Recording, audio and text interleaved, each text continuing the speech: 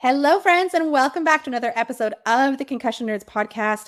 And today we get another amazing guest.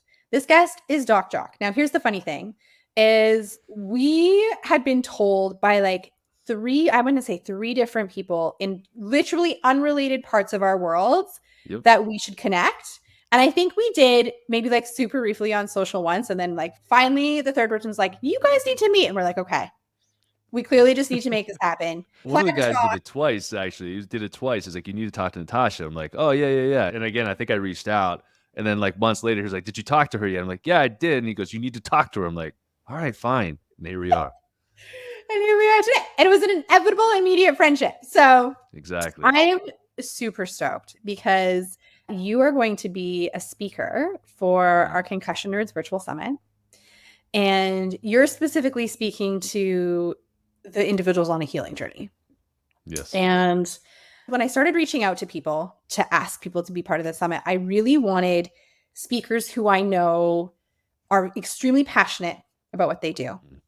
who you do this because you want you're sick of the crap, you're sick of the shaming, you're sick of the you're all right, it's all in your head, there's nothing you can do. Like you're sick of all that and Mhm. you want to help people thrive. And that's you. But all I've said so far is that you're my friend and you're awesome and you're passionate.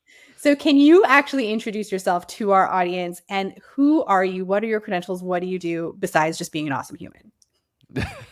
Well, thank you for that amazing introduction. And I think it's always to be able to figure out, how does this person know this person? Or is it just like some awkward interaction? She just need to fill a slot. And that's not the case here, which is awesome. With my background, my name is Doc Jacque. I just go by Doc Jacque. I've got my doctorate in chiropractic. I specialize more in the naturopathic health side of things, traditional Chinese herbs, holistic healing, functional medicine, you name it. And for my credentials and my doctorate being chiropractic, I always feel as though, in my opinion, God has a trajectory of where we're supposed to go in life. And I chose to kind of ignore that for a really long time. And I was kind of an idiot for a while. And then that's when I got my first brain injury because I chose to continue to be a fighter, a literal fighter. Came home from Penn State one weekend, a week away from graduation or so, went out downtown in Pittsburgh, and my nose was so kind of itself to find its way to a fist. And so I was like, thank you, nose. I appreciate you, keep my best interest in mind. And so I got jumped and, spun around, cracked my head on the pavement, and basically don't remember much until I woke up in a hospital bed at Mercy Hospital in Pittsburgh. And fortunately, there was an ambulance right down the street that was able to pick me up and cart me off. But I was in a hospital bed. I was completely paralyzed. My arms and hands, I couldn't move my body from one hospital bed to the next. 3 days on intensive care on a morphine drip. Lost like 30 pounds just from atrophy. And I was diagnosed with a subdural hematoma. I had a spinal cord injury. I snapped a part of my transverse process in my spine. They weren't sure exactly how bad the damages were going to be. They knew I had a bruise to my spinal cord, which was causing a decrease in function down in my arms and legs. And they basically released me in the hospital as if it was like protocol in a wheelchair. And they're like, good luck. If you start failing tests, it may lead to either mental retardation or this could cause you to die. We don't know. I'm like, How oh, long sweet. ago was this? This is 2009, August 2009. Okay. Yeah. Sorry, I was Right. timeline wise, where Yeah. are we at in our medical system here? Yeah. Yeah. Well, the medical system failed me quite well. They saved my life. I don't want to say that they didn't. They did. But I do remember my mom having to go to bat for me because I was kind of dumb from the head injury. I couldn't really think straight. And I had staples in the back of my head because I split the back of my head open too. And they wanted to schedule me for an MRI. And my mom was like, there's metal in his head. And they were like, oh, it's going to be okay. And she was like, there's metal in his head. And they're like, oh, yeah, I guess we can't do an MRI. I'm like, what the? So, that's the level of care I got at that hospital. But after after that, right, I'm at home trying to recover. I had no range of motion. It was called myeloshock, which you probably know what that is. And I had what was called a Cape Shawl effect. And it was very interesting, something I've never experienced before. But when I would take a shower, it felt like little knives were stabbing into the skin. It was like a hypersensitivity reaction while having numbness too. It's very strange. And Okay. so I had this little soft collar on my neck that just felt like a little kid was strangling me the whole time. So I ripped that off and I threw it across the room. And I'm like, I got to recover. I got to figure this out. From How old going were you from at this point? So I was probably 20, 21, 22, probably Okay. 22. Okay. Yeah. So I was going to chiropractic school. So my trajectory Okay. was to go to chiropractic school. So I needed to get mobility back in my neck because I couldn't really move. I started getting some function and strength back into my hands, started getting adjusted around those injuries, started feeling pretty good. Then I went to chiropractic school at Life University down in Georgia. And there's a guy with a neurology diplomate down there that came out of nowhere when I went to student clinic, and he was running those neurological pinwheels on my arms. Yeah. And it just felt like somebody was taking like a, I don't even know, like just softly dragging their finger along my skin. And my clinician's like, he's like pushing hard. He like punctured. He's like, this should hurt. And I'm like, no, he's like, I got nothing, buddy. Like, it doesn't hurt at all. So he was like, Doc, like, come over here. And this guy just had his neurology diplomate. He was all high and mighty. I still know what his name is, and I don't like him to this day, but he was motivation for me. And he told me to drop out of school and go get a $250,000 spinal cord surgery. I'm like, yay, this is great. This is what I wanted to hear in my first week of chiropractic school. Thank you for that. So started working that way, and I'm like, okay. And I recovered. I didn't have any issues or anything as long as I kept my posture right. I fixed the curvature in my spine. When I got jumped, my curve went straight. Playing football as well, I had a reverse curve in my neck, so I restructured that back to normal, and I felt great again. And then fast forward, mold toxicity comes into my life. So So I'm brain gonna injury. Go ahead. go Yeah, for go, it. Let me go. catch you for 1 second. So this is the Let's do craziest it. thing. Oh frick, I can't even. I'm not even commenting on your instructor. Not even commenting on your instructor. Like, Yeah. oh my gosh. But I think, and we're actually going to get into a mold toxicity story here in a second. Yeah, But yeah. I always say to my clients, like, I haven't had a brain injury. I haven't Mm, had like mold toxicity. I haven't had like these pieces. And so when my yeah. clients talk about their symptoms of like what they've experienced, I'm very honest. I'm like, I've never lived that. Like my Don't go experience, looking for it. no, I know I don't want to. My experience all comes from like I've said, like from trauma and like nervous system regulation stuff. And then Yeah. like my inspiration is my dad and my cousin. And so Mhm. I think though, so much respect for the clinicians who, I mean, all clinicians who work in this field, but Yeah. that lived experience, like you have lived experience. And even before we go into the next story, how do Yeah. you feel like that lived experience impacts Mm. the practice you do today with your clients and the approach you take? It's one of my huge motivators, really. Like when, I played college football, I was able to do pretty much anything. I could lift anything, do anything.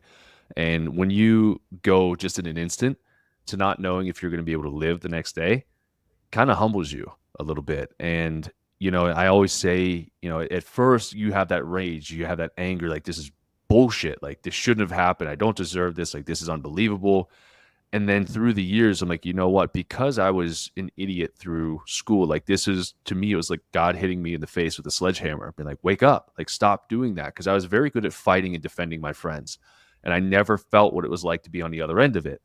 And from 2009 on, I haven't used my fists to hurt anybody since then, which is like a record. Like, still, it's an ongoing record for me. But the ability for me to know what it's like to not know if you're going to wake up the next day, or not know if you're going to be able to feel the simple things in life, or if I continue to atrophy, would I be able to hold my, in a distant future, my kids, or heaven forbid, my Mhm. grandkids as things go on. So you have these pivotal points where you hit the suck, you can feel the suck, but then what are you going to do about it? Are you going to live there and become a victim?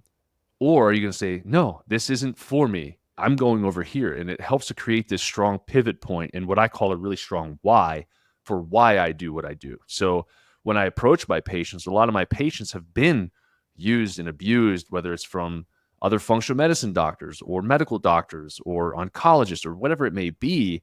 And then to me, it's like, this is great. Like, nobody's checked what I'm going to do. Let's start with the foundation. I'm used to having nothing. Let's work on this.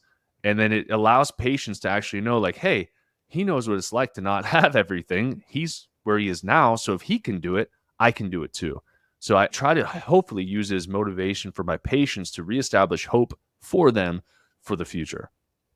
I love just what you said too, because in this current, I feel like there's this phase right now of like embracing positivity and embracing all thisness. And I'm all for it. And like I'm all for like finding the silver lining and like the gratitude. Don't get me wrong. However, like I love that you said like feel the suck. Mm-hmm. Like actually do that, because like you need to give yourself that space to grieve Mhm. and feel that loss, because if you don't and you just compartmentalize it and push it, it's going to rear up its freaking ugly head later on, and you're going to be so angry about something and you're Mhm. going to be like, oh, it was back to when I didn't do this thing. Yeah. So I love that you just kind of hit on that of like, you need to feel that, Mhm. and then you need to make the choice to not live there, and then Exactly. you need to start digging yourself out of the suck. Right. And I love that, again, like you are an inspiration in your own sense of like, and Thank you're you. going to more in a second when you share the mold piece too, but like you have done it, you have felt it, Yeah. and you have now built yourself to where you are today. You have two beautiful children. You have an amazing relationship. Like you Mhm. guys just celebrated your anniversary too, didn't you? Yep. Yeah, 7 Yeah. Like, years. 7 years married, still 10 plus years dating, and then right. So some. it's like Yeah. you're you're like, and you're what I love what your wife does as well. I think it's just amazing. Yeah. And you have a thriving practice and you're changing lives. Like that in itself, like you are an inspiration. And so just in case you never think of that, like kudos to I you. appreciate it. Now, mold. Let's keep going Yeah. on your story, because Mhm. if I, you know what, when I asked you to talk about this, I didn't even know you had like this. This is all new to me too, because Yeah. I asked you to talk about mold because of what you do and I know what you Mhm. specialize in. I didn't realize that it came from your own personal story. So Yeah. take us on more of a journey. We're talking about like mold exposure and mold Yeah. toxicity and what this does, because Yeah. I see it showing up so much more today. Too much. Yeah. So one of the cool things about mold is it's actually written in the Bible. Like it's back then, like a priest would come to your house and deem your house habitable or not based off of the mold that they would find. So it's old school stuff. I mean, it goes back. But when it comes to mold, like when we were in Houston, like all of my experiences, all of my passions in life have come from a result of an obsession of me losing something, right? Pain, Okay. basically. Like you said, feel it. Pain is such a strong motivating factor that if we just skate past it, if we never put something in our life that incorporates pain or a little bit of discomfort, it makes us soft. And then eventually we start to deteriorate because we don't have strength, we don't have mental fortitude as well. So when it comes to mold, we went from a thriving practice where I was working with a guy down in Texas. We were adjusting. We would see like 3,200 patients a week. And Oh my I'll God. pause on that. It was just like a conveyor belt, like boom, boom, boom, boom, boom. I was able to memorize everyone's name, their kids' names, their grandparents' names, what they did last weekend, where they vacation at, when they were going to be coming in, what their x-rays look like. I had like this beautiful photographic memory. It was amazing. And then we moved to Pittsburgh and we lived with my parents for a little while we were in transition trying to find a house to rent, and we moved into a place called Oakmont, PA.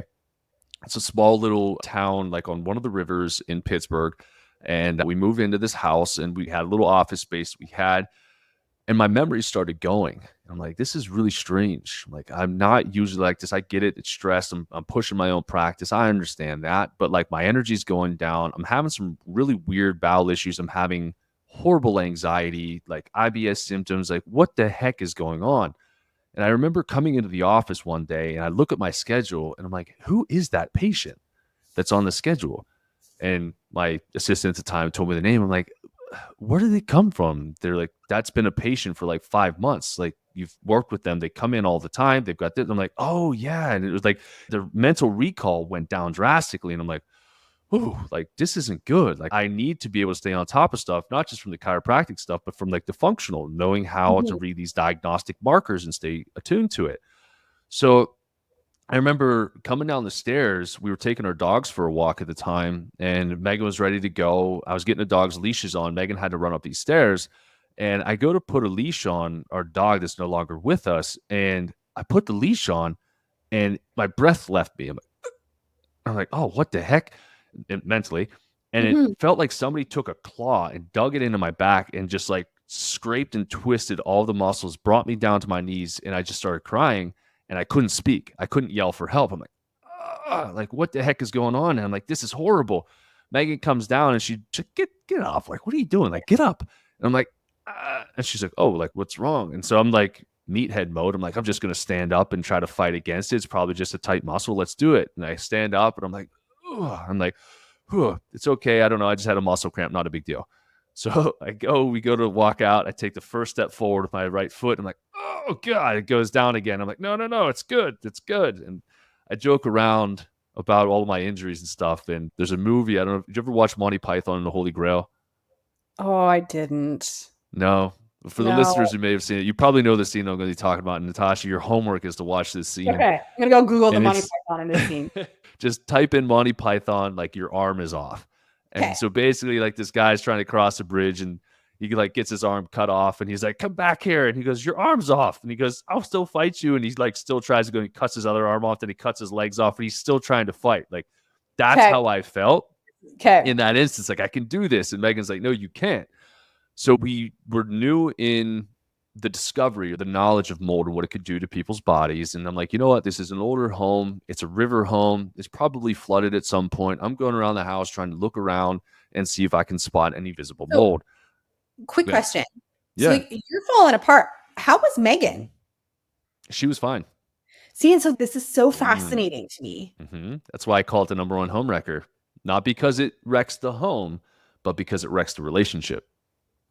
Wow. Okay. I'm just like, I had Mhm. to like interject that because I was like, A that's lot of segues in this. crazy. A lot of Okay. this. So, yeah, so we had a guy come in and he looked for mold in the home. He ran a test, and now, 10 plus years since, like, I know how to read them better than this guy did. And he was like, "Oh, this isn't a big deal.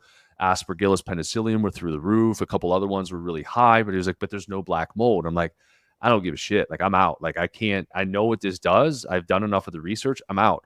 So we left, we went into a new home, and as soon as we got into this new place, symptoms started to resolve, and I started doing my own programs that started to get the mold out of my body, and I've been able to recover. And now I have the same memory that annoys the bejesus out of Megan, because I can remember anything like Everything. to a T, just memory. I would So like it's that, like please. it's a blessing and a curse. But yeah, I mean, what you brought up is like, when it comes to that, like, I had a very difficult time explaining what I was going through to Megan. And Yeah. Megan's kind of background here is like, we're really big with the power of words and what we say. And I kept telling her, I'm like, "Hun, the only way I can explain this is my brain isn't functioning at 100%.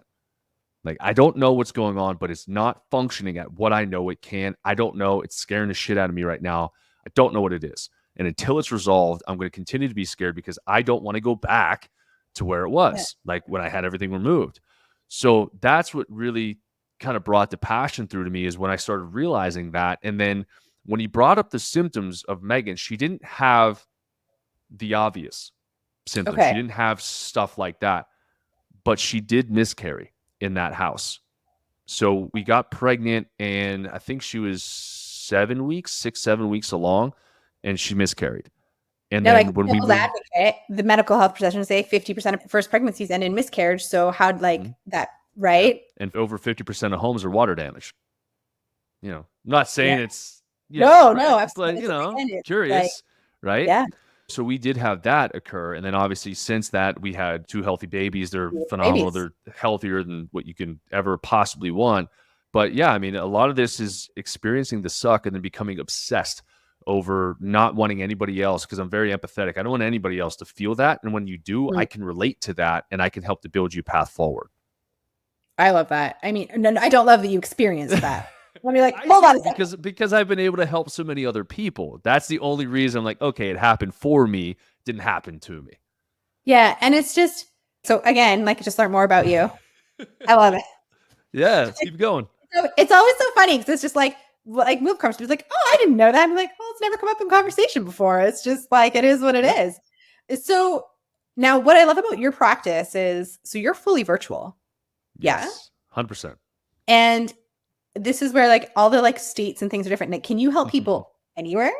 Or are Yeah. you Yeah. restricted We to Arizona? we got, yeah. So the only times we get tripped up is certain lab companies could be a little bit tricky. New York, New Jersey, California, and Maryland, I think right now are the only states that can be a little bit tricky, but we have methods to be able to get testing to you.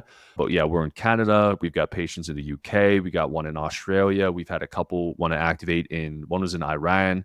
I think the other You one were talking to someone from was, Egypt when we were yeah, texting when you were like, hold on, I yeah, gotta jump on the call. Egypt. My client's from Egypt. And I was like, Yeah. keep Yep. going. So so I'm like, I don't even know where these people are coming from, but a lot of it is when I go and I'm with this muscle intelligence group and I'm going to like Costa Rica or I'm going to Spain, like when I'm there and I tag places and people start following me, they're like, "Can you help me here?" And my Okay. first answer is like, "Yeah, probably. Like, let's figure it out. Let's get on a call. At the very least, I can tell you how to eat, and we can find different lab companies that can send things to you, or supplement companies that we can send things to you, because The only difficult piece is the time zone, and that's it. Mhm. Yeah. And I think so. Again, I'm just like, so I'd asked Doc Jock to come to the summit to talk about the effects of mold on the nervous system and hormones because I see this come up just in discussion with so many of the clients in the concussion Yeah. world. And that is not something that I treat at all. Yeah. Not in the It's least. it's Uh, emotional. It's hard.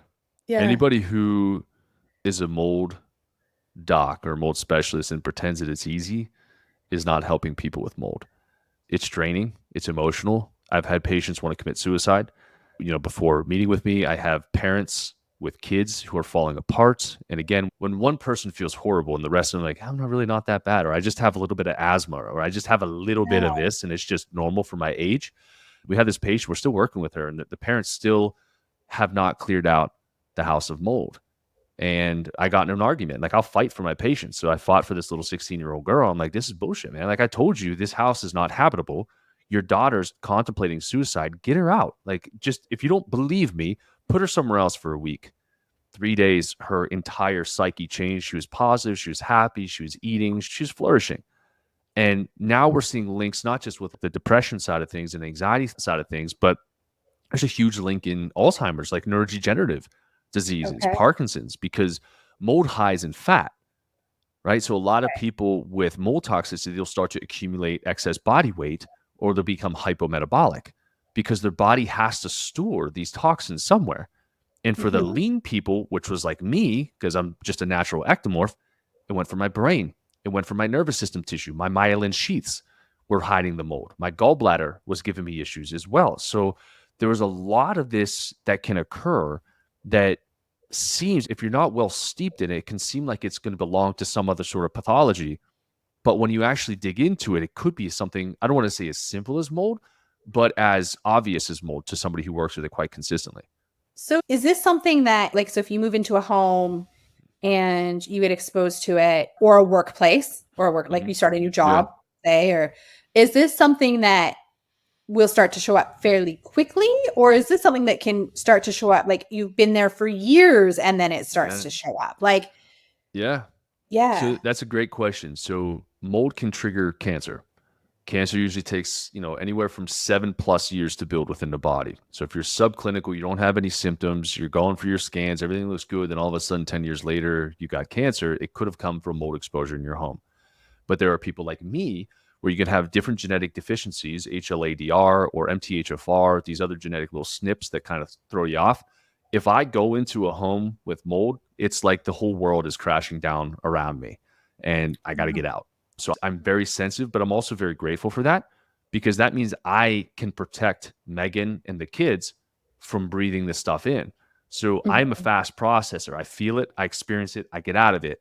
Megan could be none the wiser. She could be in this environment and be like, I'm doing great. And then she comes home and maybe she has a weird cycle next month. She's like, I don't know what the heck that was about because mold will throw off your hormones. So there's different levels of symptomatology based off of who we are. And usually people will know it. They'll go into it, they'll get lightheaded or they'll get dizzy. I got really nauseous when we went to Maine last year. And then I found out the whole house, basically the top side of the roof had moss on it that collapsed the roof where the master bedroom was. So I went back Yeah. out into the master bedroom and looked, and there's mold trailing down the wall. I'm like, I'm out. So yeah, I guess Ugh. it's fun stuff. Right? I'm It's very that, fun to travel with. goodness gracious. How might people, because obviously, like I've seen that even in the concussion world, there's this line between we want to make sure people are educated and knowledgeable. Yeah, We don't want you to live in fear. yeah. Right. So we toe this line of like, we want to make sure you're aware and you have the knowledge. We don't want you to be afraid of Mhm, everything that you do. How might people, again, like just have this awareness of like, this is so two questions. yeah, This could be something that's affecting them and their mhm, health. What might they see or look for? What might be some of the things? And mhm, who do they turn to? yeah.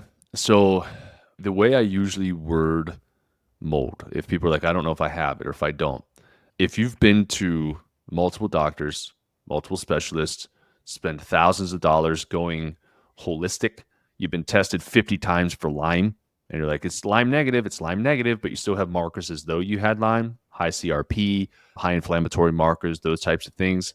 You probably have mold toxicity. So if nobody else can figure out what's wrong with you, it's probably mold or psychosomatic, but usually mold is going to exacerbate a psychosomatic response.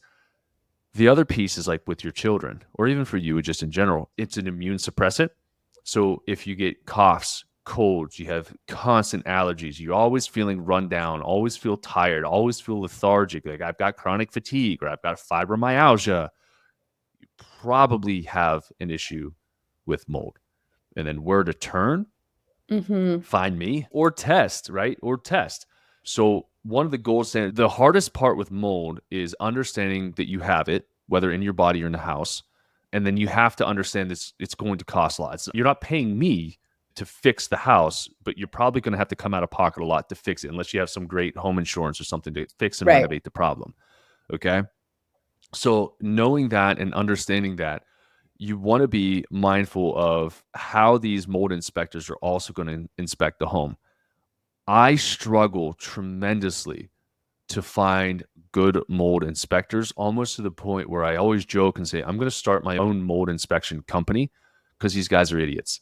I hear what they do. They've come to the house 15 times. We keep testing the house. It still has a ton of mold. The moms or the husbands are picking up floorboards or carpet. Like, oh, there's mold there that the inspector missed. Like, you really have to go through with a fine tooth comb. So what I would tell you to do, there's a website, it's Envirobiomics, and you want to run an ERMI Swiffer test on the home. There's directions inside the kit. You can buy it directly from the site and do it on your own. Do not trust air trap samples. Okay. The majority of mold remediation specialists will use it because it's really easy to make the air clean and test negative for mold so they can get out. ERMI, Swiffer, they have to do their job. And if they don't do it properly and you swift again about a month after you've done the first time after the remediation, and it still shows high, then they didn't get to the root cause of the problem.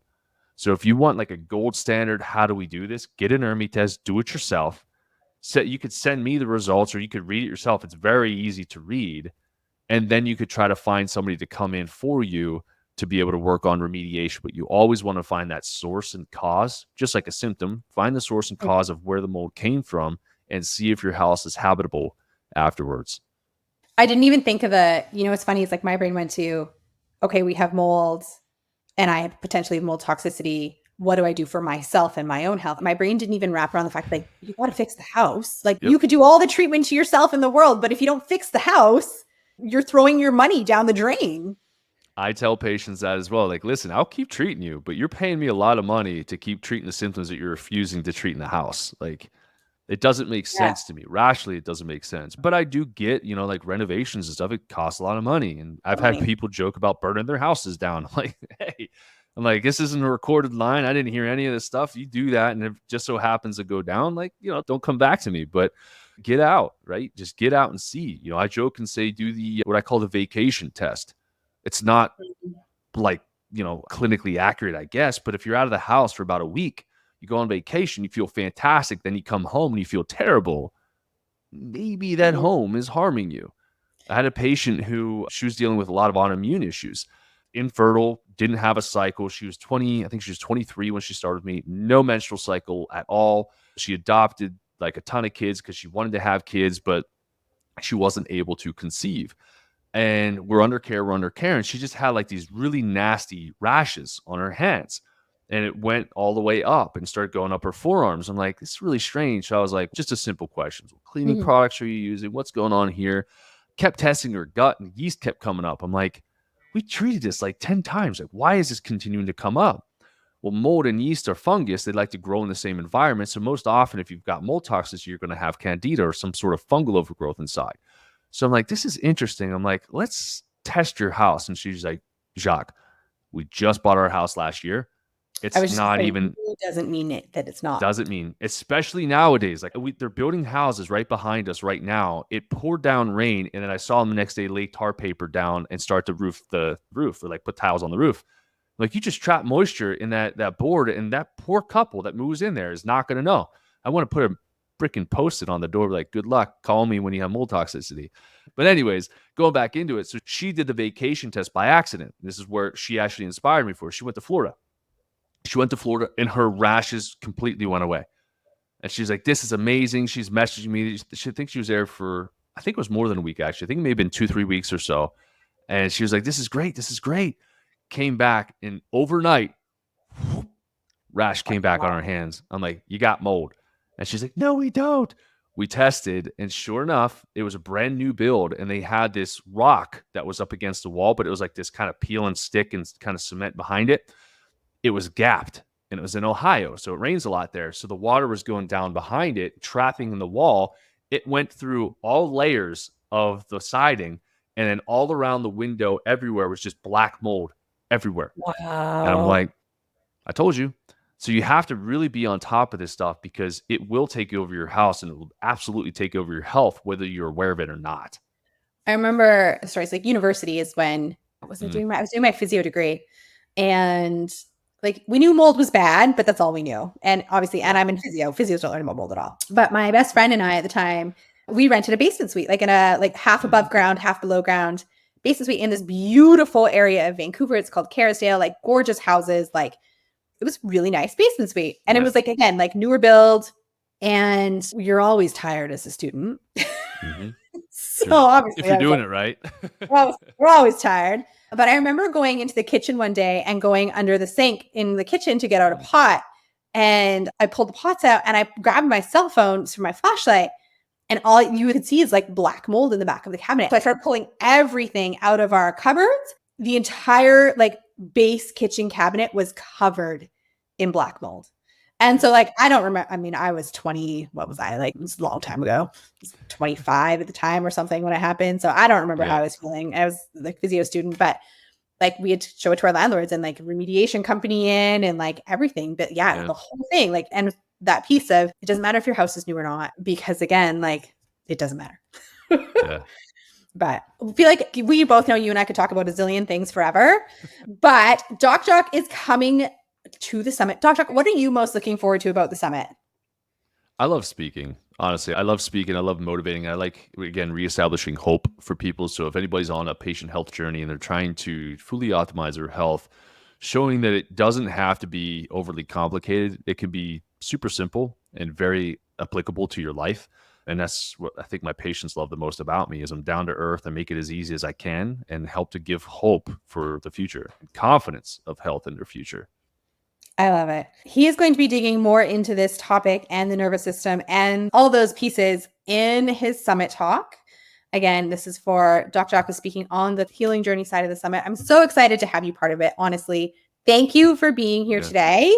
We're going to drop your Instagram below so people can reach out to you on Instagram. Is there anywhere else people can reach out to you if they want to connect with you beforehand? Yeah, I mean, Instagram's probably where I'm most active there. You can check out the website if you want to, but realistically, if you shoot into my DMs, I'll catch it, or my team will catch it, and I'll see what I can do to help you out. Amazing. Thank you so much for being here. Thank you for being your awesome self, sharing your story. And to everyone listening, below is the link. Summit registration is officially open, my friends. So grab the link, join us. You have both free and VIP pass options. The website will explain it all, but it's something you are not going to want to miss. Until next week, have a fabulous day. That's today's episode. Thank you so much for tuning in. If you liked what you heard, give us a like, give us a share, give us a tag on Instagram, and please never hesitate to reach out. We love communicating and connecting with you. Until next week, my friends, have a marvelous day.